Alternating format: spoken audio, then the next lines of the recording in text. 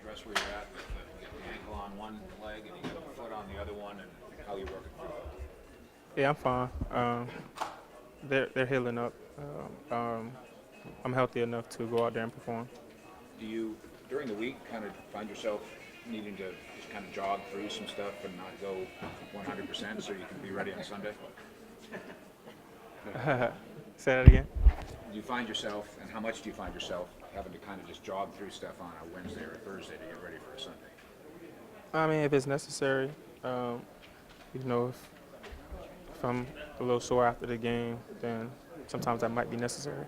Having 13 back out there today, what was it like to see him out there? What does that represent for your offense? It was a good feeling. We need him out there, and he actually looked good. So he looks like before he got injured. So go ahead. He's a very big piece to our offense, and we need him out there.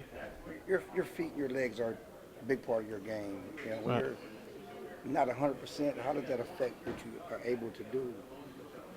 I mean, it depends on where I'm at. You know what I'm saying? If I'm like 75%, which I haven't been since week one, I've always been, over that. So I think I've always been good enough to go out there and do my job. What's the lowest percentage you've ever played? Pretty low. I don't know, man. Probably like 60, 55 type. When you did that, was it, man, I never want to go back out there at this level? Or is it, I do what I have to do, but never ask? It's crazy. So, the most injured I've been in a game up to a certain point was when I was in college, my junior year, and I didn't even think I could go out there and play. And I put a knee brace on that I had been walking around with all week. And I mean, I was in a lot of pain, but I ended up having the best game that I've ever had as a player. And so since that time, I told myself that, I would always play through injuries because you never know how the day might turn out to be or the night might turn out to be. And the time that I'm referring to when I was like 60% in the NFL was I came off of a concussion and a high ankle sprain. And I went out there and had another good game, over 100 yards. So I'm going to always play. What's the challenge though when you got a left foot injury and a right foot injury? I mean, does that balance you out? Or it depends you on. can't put the pressure on either one. It all depends on the severity of the injuries. I mean, obviously, if you can't walk, then you can't run. Right. You know what I'm saying? But I mean, there are things you can do to kind of get over the hump. So I try to take those steps and be as healthy as I can be for Sunday. Is one healthier than the other, and you able to push up on that leg better than the other leg? They're not bad. They're not bad at all. That college game, in terms of having been that productive, was it just you're able to win separation despite the pain, or was it coverage assignments that were blown, or what kind of led to you having that sort of game Yeah. success despite still in the league though? It was really all mental, but it was some game planning too. So my left knee was hurting. I couldn't really plant off of it how I wanted to or how I needed to get separation. So most of the plays that I got open on was me planting off of my right foot. So those are the two things that helped me out that game. Were you planting on your right when you're supposed to plant on your left, or did they adjust your route tree so that you're able to plant on? Yeah, I told them like, look, if we gonna run these routes, put me on the right side and stuff like that. Who was that against? Auburn. How do you try to after a game like that in New Orleans where they're calling things tight? How do you make sure you don't try to change what you normally do? Yeah,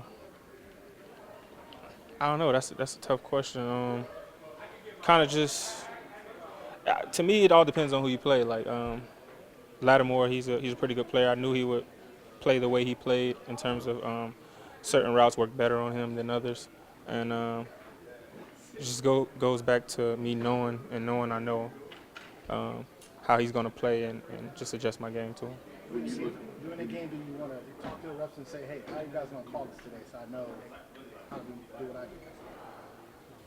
Not really, because I mean, I don't really feel like I do anything that's just egregious. You know what I'm saying? So I don't feel a need to go and talk to the ref about how he's going to call a game.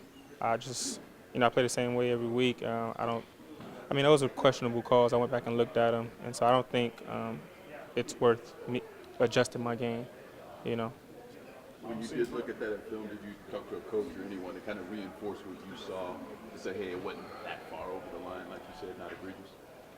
Yeah, I mean, I didn't talk to them. They actually came up to me and was like, "Yeah, those are bad calls." So, I just keep playing the same way I'm playing.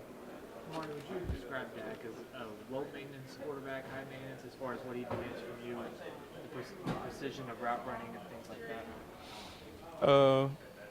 I mean, I try to talk to him.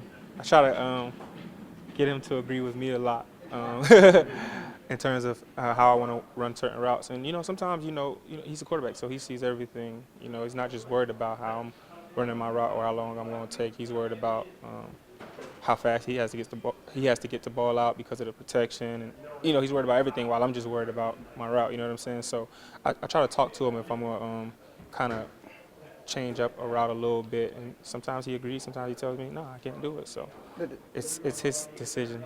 the Saints do anything defense like y'all didn't expect, and do you think other teams will try to copy what they did to prevent the big play?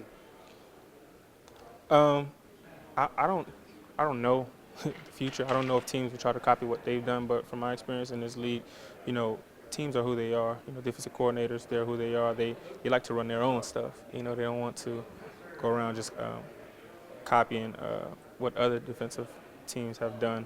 Offense is maybe a little different. It's a copycat league in offense, but from my experience, I haven't seen that on the defensive side of the ball.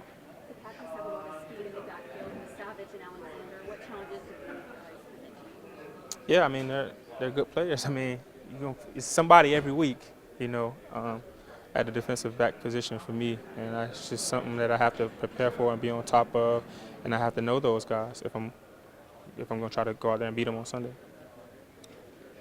Thank you, man. Thank you.